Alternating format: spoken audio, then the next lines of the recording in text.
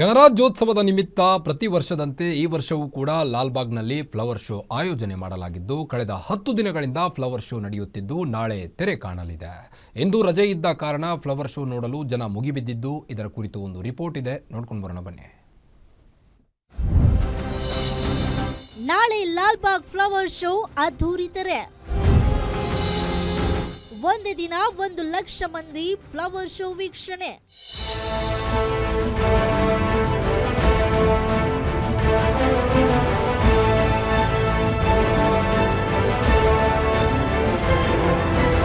ಗಣರಾಜ್ಯೋತ್ಸವ ಅಂಗವಾಗಿ ಲಾಲ್ಬಾಗ್ ಫಲಪುಷ್ಪ ಪ್ರದರ್ಶನಕ್ಕೆ ಭರ್ಜರಿ ರೆಸ್ಪಾನ್ಸ್ ಸಿಕ್ಕಿದೆ. ಈ ಬಾರಿ ಪೂರ್ಣಚಂದ್ರ ತೇಜಸ್ವಿ ಅವರ ಬದುಕು ಬರಹ ಆಧಾರಿತ ತೇಜಸ್ವಿ ವಿಸ್ಮಯ ಥೀಮ್ನಡಿ ಗಾಜಿನ ಮನೆಯನ್ನ ಅಲಂಕರಿಸಲಾಗಿದೆ. 95ಕ್ಕೂ ಹೆಚ್ಚು ವೈವಿಧ್ಯಮಯ ಹೂವುಗಳಿಂದ ಸಿದ್ಧಪಡಿಸಿದ ಕಾಡು, ಜಲಪಾತ, ನಿರುತ್ತರ ಮನೆ ಫ್ಲವರ್ ಶೋ ಎಲ್ಲರನ್ನ ಕೈ ಬೀಸಿ ಕರೀತಾ ಇದೆ. ಈ 219ನೇ ಫ್ಲವರ್ ಶೋಗೆ ನಾಳೆ ಅದ್ಧೂರಿ ತೆರೆ ಬೀಳಲಿದೆ. ತೇಜಸ್ವಿ ಇವ್ರದ್ದು ಭಾಳ ಚೆನ್ನಾಗಿ ಅವ್ರದ್ದೆಲ್ಲ ಜೀವನ ಚರಿತ್ರೆಗೆ ಬಂದಿದೆ. ಅವ್ರದ್ದೆಲ್ಲ ಕಾದಂಬರಿ ಮತ್ತು ಅವರು ಈ ಫೋಟೋಗ್ರಫಿ ಹಾಬೀಸು ಭಾಳ ಚೆನ್ನಾಗಿ ಮಾಡಿದ್ದಾರೆ. ನಮಗೆ ನಾವಿಲ್ಲಿ ಬಂದಿದ್ದು ನೋಡಿದ್ದು ಭಾಳ ಸ್ವಾರ್ಥಕ್ಕೆ ಅನ್ನಿಸ್ತು.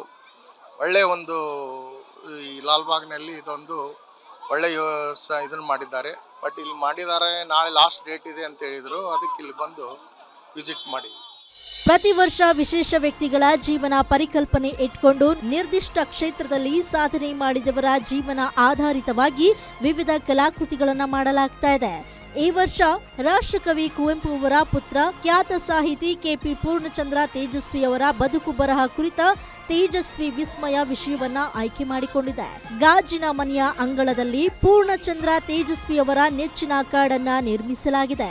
ಇದಕ್ಕೆ ಸುಮಾರು 95 ಬಗೆಯ 35 ಲಕ್ಷಕ್ಕೂ ಅಧಿಕ ಹೂವುಗಳನ್ನು ಬಳಸಲಾಗಿದೆ. ಫ್ಲವರ್ ಶೋನಲ್ಲಿ ಉಪಯೋಗ ಮಾಡಿದ ಹೂವುಗಳನ್ನು ಸಾವಯವ ತ್ಯಾಜ್ಯವಾಗಿ ಕನ್ವರ್ಟ್ ಮಾಡುವ ಬಗ್ಗೆ ಲೆಕ್ಕಾಚಾರವಿದೆ.